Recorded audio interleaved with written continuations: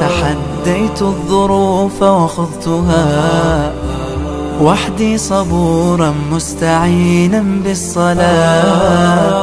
كم مرة عصف الأنين بداخلي، كم مرة قد ذاق قلبي من أساه محن تمر، وكم كرهت مصابها. بسم الله الرحمن الرحيم. الحمد لله رب العالمين، والصلاة والسلام على نبينا محمد وعلى آله وأصحابه ومن تبعهم بإحسان إلى يوم الدين. ما بعد. Assalamu alaikum wa rahmatullahi wa barakatuhu. As per the title of the video, this will be a very brief video. It wouldn't be too lengthy from looking at the script. I don't envision this to be too long. This video, bi'idhnillahi subhanahu wa ta'ala, would empower you and enlighten you. And this is around the great Imam, Shaykh al-Islam, Ibn Taymiyaah, rahmatullah alayh. And to be honest, I don't really want to speak about any said person in this video. What I want to show you is that the Super Salafees and the Madaakhilah who claim Shaykh al-Islam Ibn Taymiyaah, if you look at their conduct and how they deal with their opposition and their opponents and who they oppose, Wallah al-Azim, Ibn Taymiyaah is far from them. Now, before going into the crux of the video, I want to present some historical context, talking about the political dynamics at the time, in relation to the Mamalik, and also presenting the conflict between Al-Bakri and Ibn Taymiyaah. We want to sort of present context to the conflict that was obviously ensuing between them. Now, this is the biography of Shaykh al-Islam Ibn Taymiyaah rahmatullah alayhi by Imam al-Dhahabi. Now, we'll go into this in another video in talking about the biography of Shaykh al-Islam Ibn Taymiyaah, but this isn't the video for this, but I'll just let you know in the near future we'll go into that. Shaykh al-Islam Ibn Taymiyaah was living under the Mamalik dynasty, and there was a lot of political instability at that time. There was a ruler by the name of Qalawun. Qalawun, his nickname was Al-Alfi, and the reason why he was called Al-Alfi, because the Ayyubi king at the time, his name was Najmuddin, he purchased him for 1,000 dinars. So his nickname was Al-Alfi. And the reason why I'm bringing his name is because it'll make sense when we go into the conflict between Bakri and Ibn Taymiyaah and what happened thereafter. So this king, Qalawun or Qalawun Al-Alfi, he had 3 separate reigns. He was young at the time when he took over. Obviously, there was an individual by the name of Baybars II, Jashankir, and he was basically ruling in terms of obviously the state affairs. But during his second reign, he was deposed of, and Baybars Jashankir or Jashankir, he basically took over. Now this Baybars II or Baybars Jashankir or Jashankir, Bakri was pretty much close to this particular individual, okay? Was pretty much close to this individual, and he really supported Baybars Jashankir to take over the Mamalik, or assisted him deposing Qalawun al-Alfi, okay? Qalawun al-Alfi. So there was some political instability at the time. So this Bakri, he was a Sufi Ghali, and he had very deviant views. The book is here, Al-Istighathatu fi Rad al-Bakri. Now, Shaykh al-Islam Ibn Taymiyaah rahmatullah alayhi, when he was presenting his deviant views, Shaykh al-Islam Ibn Taymiyaah rahmatullah alayhi opposed him, and he wrote this book here, Al-Istighathatu fi Rad al-Bakri. Now, Bakri wasn't too impressed with the refutation, and he actually attacked Ibn Taymiyaah rahmatullah alayhi with his crowd. On top of hitting Shaykh al-Islam Ibn Taymiyaah with his group, he also made takfir on Shaykh al-Islam Ibn Taymiyaah rahmatullah alayhi, and also accused him of heresy, of zandaqa. Now Bakri wasn't satisfied with beating Shaykh al-Islam Ibn Taymiyaah, making takfir of him, accusing him of heresy or zandaqa. Got the state involved, meaning Baybars Jashankir, the ruler at the time who was close to Bakri. He had the cards were stacked against Shaykh al-Islam Ibn Taymiyaah rahmatullah alayh. That wasn't satisfying for Al-Bakri, who had it all his way. He also requested the state to execute Shaykh al-Islam Ibn Taymiyaah rahmatullah alayh. So before we get into the actual position of Shaykh al-Islam Ibn Taymiyaah regarding this man, okay, ask yourself this question. Imagine you had an enemy such as Bakri, who not only accused you of being a kafir, a heretic, and got the state involved, he's also physically attacked you as well. So this wasn't a light matter. Imagine if someone did that to us. Okay? Imagine if someone did that to us. The Super Salafees and the Neo Salafees of today are the biggest informants, snitches, when it comes to anyone that opposes them. Because they've got state backing, as we know, okay, being the shoes of the rulers and the slaves of the rulers. Anyone that opposes their methodology, if you're living under their control or they've got the upper hand, believe you me, they'll make your life a living hell. So what we're trying to show you is the context that these individuals, meaning the Super Salafees and the Madaakhilah, who try to claim Shaykh al-Islam Ibn Taymiyaah, when it comes to the manners and the way Shaykh al-Islam was embodied the Sunnah and how he dealt with his opponents, wallah, I think these guys are far away from Shaykh al-Islam Ibn Taymiyaah. Now get back to the story. So it was a terrible time for Shaykh al-Islam Ibn Taymiyaah rahmatullah alayh. As this book was obviously being circulated, Bakri wanted revenge at all costs. Now another turn of events, subhanallah, getting back to the political reality and the history. Baybaz Jashankir was deposed by Qalawun al-Bakri, who had all of these perks and all of this power when he was obviously in close connection with Baybaz Jashankir. Everything changed on his head. Now Bakri is the person who supported Baybaz Jashankir, and now that Qalawun al-Alfi has now returned back into power and deposed Baybaz Jashankir, he is in big trouble. So what we're going to do now is we're going to go into a book, okay, and as you can see on screen, the book is Mawqif Ibn Taymiyaah min al-Asha'ira, okay, that the position of Ibn Taymiyaah with the Asha'ira. And as you can see on screen, okay, it mentions that Shaykh al-Islam Ibn Taymiyyah stayed in Al-Iskandariya, which is a city in Egypt, for 8 months. فَلَمَّا رَجَعَ السُّلْطَانَ النَّاصِرِ إِلَى الْحُكْمِ, that when the Sultan, meaning when it returned back to Al-Qalawun al-Alfi, meaning Sultan Nasr ad-Din bin Muhammad Al-Qalawun, I forgot his name now, sorry, it was Nasr ad-Din Muhammad bin Qalawun. He basically, when the state returned back to him, meaning the control, he basically proceeded towards Egypt, where Shaykh al-Islam Ibn Taymiyyah was, in Al-Iskandariya, on the day of Fitr in the year 709. And then he mentions the Sultan, meaning Al-Qalawun or Qalawun.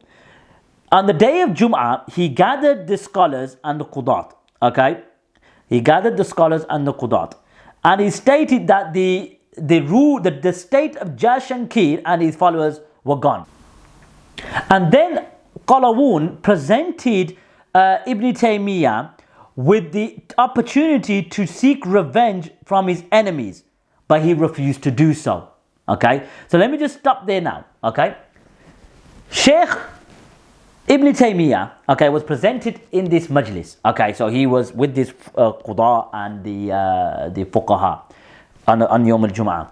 Now Qalawun now wants to take revenge because he's already been deposed, okay, and now obviously he's returned back to Hukam. He wants to take revenge on those who obviously stole or usurped his leadership. If the Super Salafees and the Madaakhilah were around at that time and they had the opportunity, because the slaves of the rulers, they had the opportunity to seek revenge against their enemies, they wouldn't hesitate.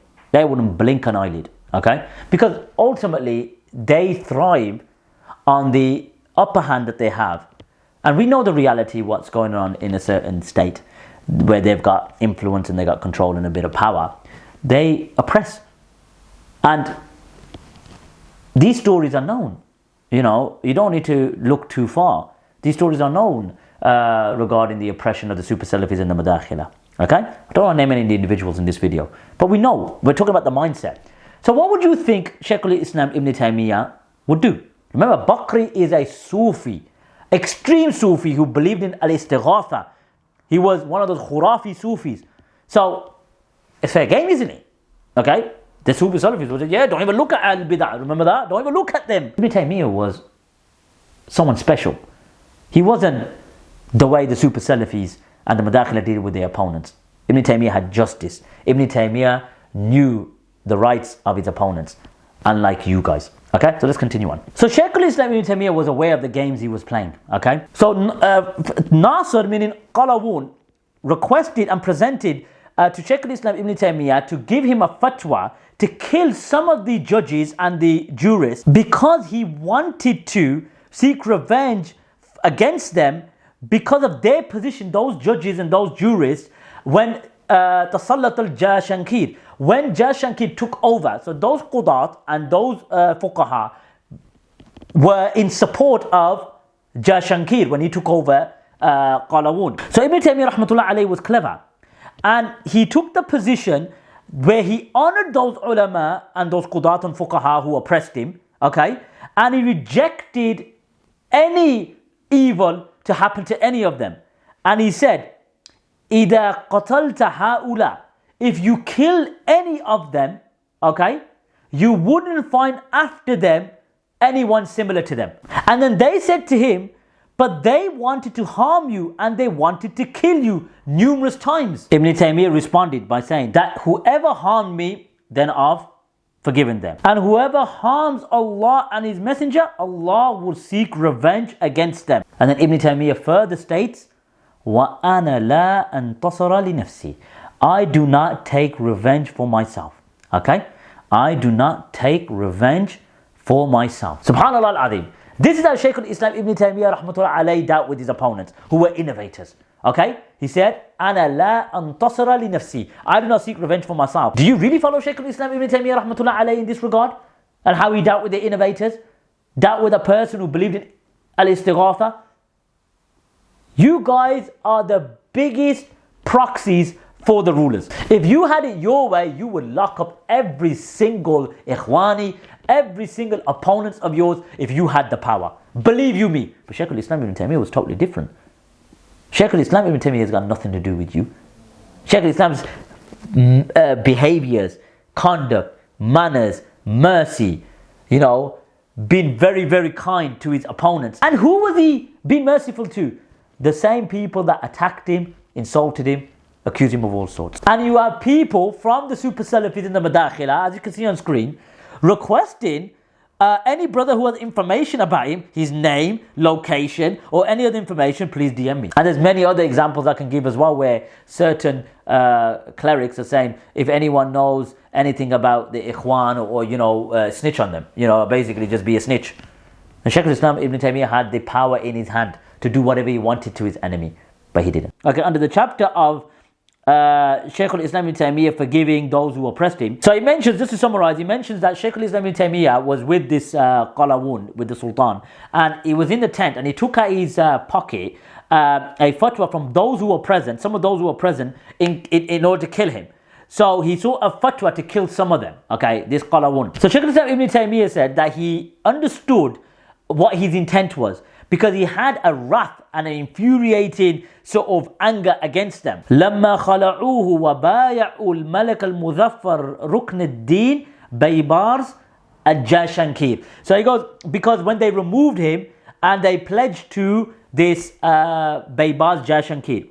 So Ibn Taymiyyah said, I proceeded to praise them, okay, and thanking them. And if those who you want to kill will perish, you won't find anyone similar to them in your state. And he goes, as for me, for them I have forgiven them for my right and from my angle, etc.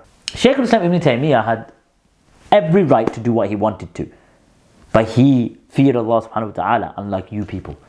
Because if the tables were turned and you had that option, wallah al-azim, you lock up everyone, you execute everyone, and you do. Look at Libya, perfect example. Give you guys a little bit of power and look what happens. Shaykh al-Islam Ibn Taymiyyah was, look, if it was for me, forgiven them. And he praised them. Innovators, how can you praise an innovator? How can you praise someone who does al-istighatha? Praised him. And said, if they were to perish, you won't find anyone in your state similar to them. Subhanallah al-Azim. What we're going to do is, what I mentioned, okay, I'm going to present a scholar, okay, by the name of Sheikh Sultan bin Jabir. And he's basically going to present to you a summary of what I mentioned, but something very interesting as well. And then what we're going to do is we're going to go to Rad al-Bakri to obviously top it up and confirm what he said. So have a listen. اسمعوا هذه القصة. علي البكري أحد كبار الصوفية، له مؤلفات، وكان يتكلم في الاستغاثة بغير الله جل وعلا، ووضح بطلان هذه الفكرة في كتابه الاستغاثة في الرد على البكري. ماذا فعل البكري؟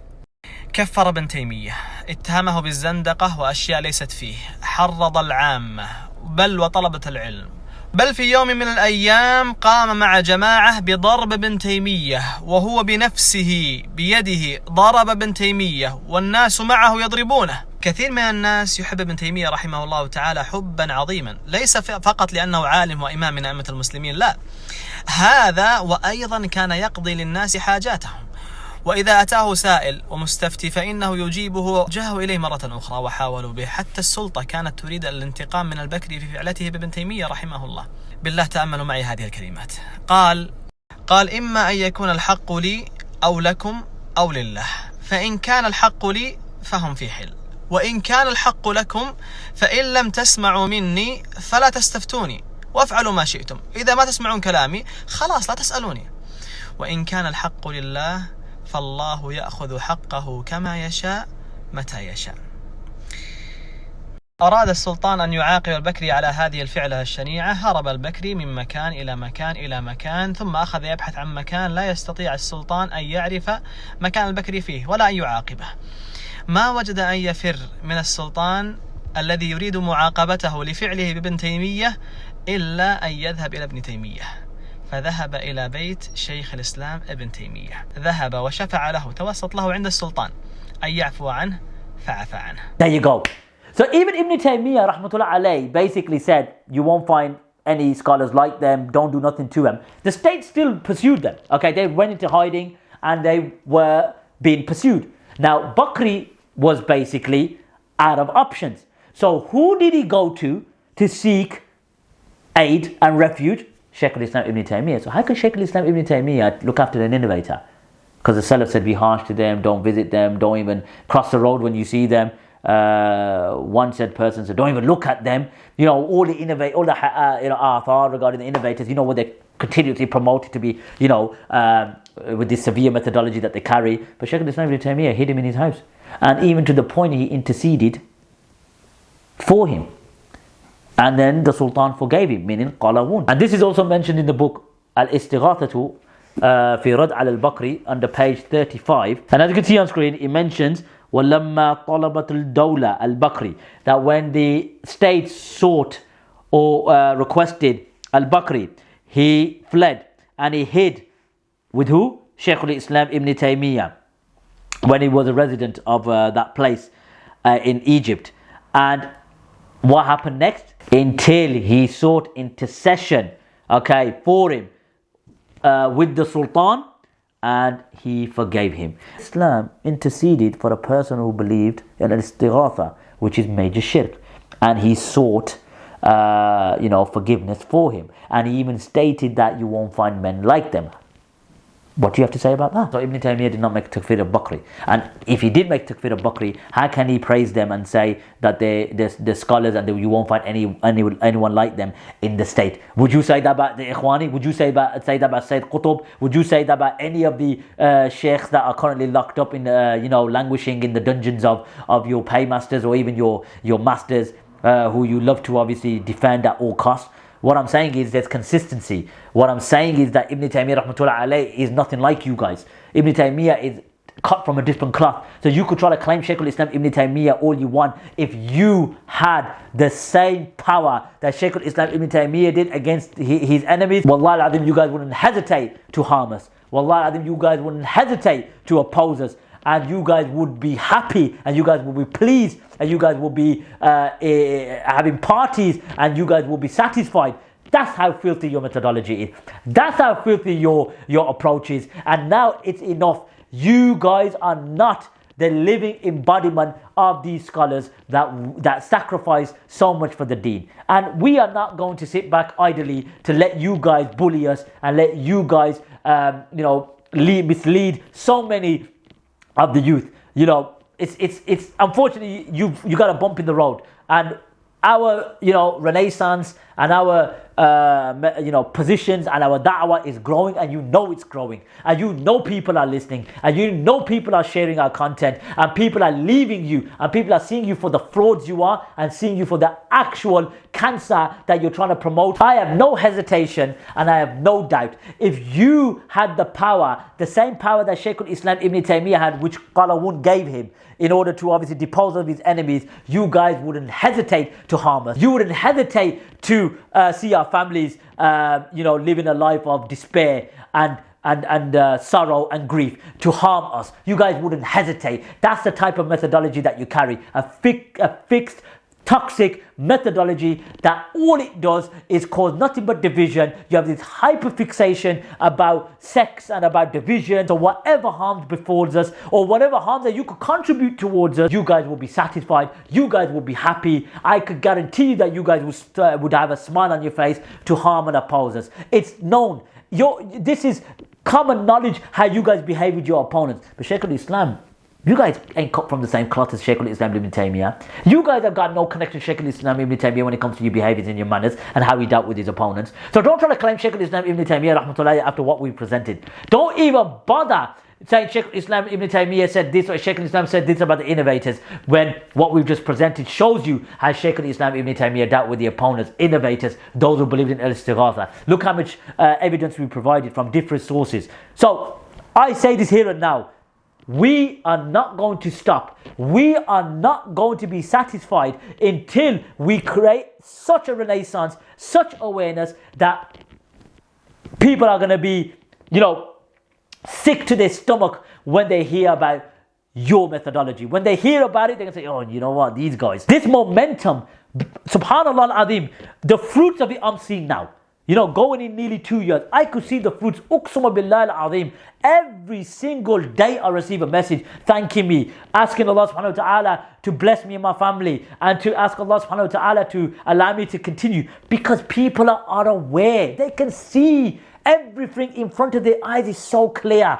And we are only just getting started. Like I said in my previous video, we're not even in second gear. We are consistent in releasing videos highlighting your double standards, your hypocrisy, and your emphasis on creating discord and division within the ummah. Enough's enough now. So, bi-idhnillah subhanahu wa ta'ala, I hope you enjoyed this video. Future videos will come soon, inshallah. We are working hard behind the scenes. When I say we, it's really me, but I have beautiful brothers that advise me. I have beautiful brothers that give me or check over my work, etc. So once again, please pray for me. I'm in need of your du'as. Take care of yourselves. Wa sallallahu ala nabiyyina Muhammad. كم مرة عصف الأنين بداخلي، كم مرة قد ذاق قلبي من أساه محن تمر، وكم كرهت مصابها لكن رأيت الخير يسكب في أنا. كم مرة قد ضقت من عظم البلاء، بشر وشيطان يحاصرني أبا. كم مرة قد أظلم الدرب ضحى وتحدر الدمع وضاقت بي رؤى. كم مرة عصف الأنين بداخلي، كم مرة قد ذاق قلبي من أساه محن تمر، وكم كرهت